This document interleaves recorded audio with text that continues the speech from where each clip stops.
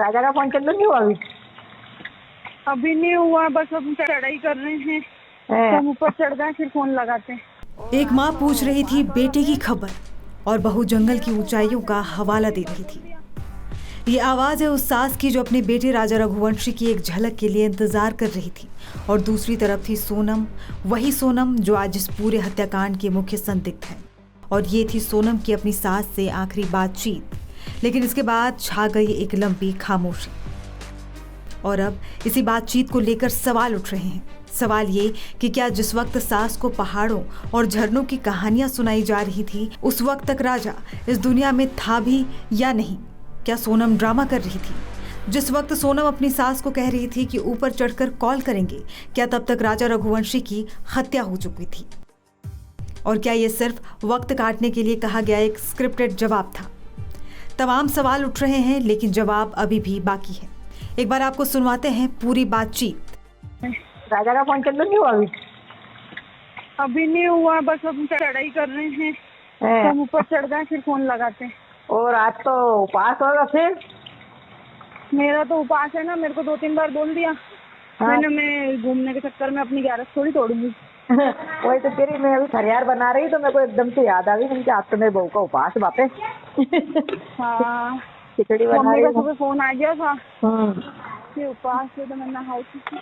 हाँ, तो कहीं दूध लस्सी जो भी मिल रहा हो उपास का सामान वो खा लो। अब पहले ऊपर तो चढ़े, जंगल में है, यहाँ से आज कुछ मिलेगा। हालांकि गिरफ्तारी के बाद सोनम का कहना है कि पति राजा रघुवंशी का मर्डर अज्ञात लोगों ने किया है और मुझे अगवा किया गया और कमरे में बंद कर दिया गया था। इसके बाद कार में बिठाकर ढाबे पर छोड़ दिया गया था। मेघालय में राजा रघुवंशी की हत्या का मामला अब एक प्रेम, धोखा और प्लानिंग के काले जाल में उलझता दिख रहा है। जो शुरुआत में एक हादसा लग रहा था, अब वो एक प्री प्लान्ड सुपारी किलिंग साबित होती दिख रही है। प्लानिंग की कड़ियां जुड़ती चली जा रही है। सोनम का हनीमून टिकट खुद बुक करना, राज कुशवाहा से लंबे समय से अफेयर के बाद इस बात की गवाही है कि ये पूरी साजिश सोनम ने ही रची थी। जांच में सामने आया है कि सोनम और इंदौर के राज कुशवाहा के बीच लंबे समय से अफेयर था।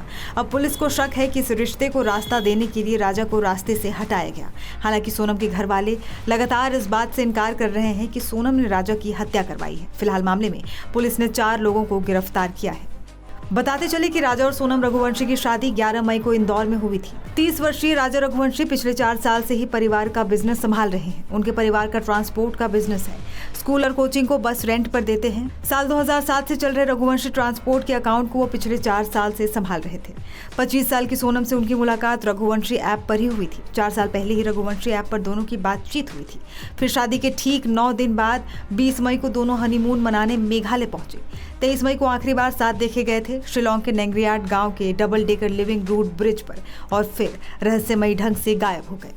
24 मई को एक लावारिस स्कूटी मिली सोहरा के पास। 2 जून को राजा रघुवंशी का शव मिला, लेकिन सोनम का कुछ पता नहीं चल सका था। और अब पुलिस ने सोनम रघुवंशी को उत्तर प्रदेश के गाजीपुर से गिरफ्तार किया है। इस सनसनीखेज मामले में पुलिस लगातार 16 दिनों से जांच कर रही थी, जिसके बाद अब बड़ी कार्रवाई सामने आई है।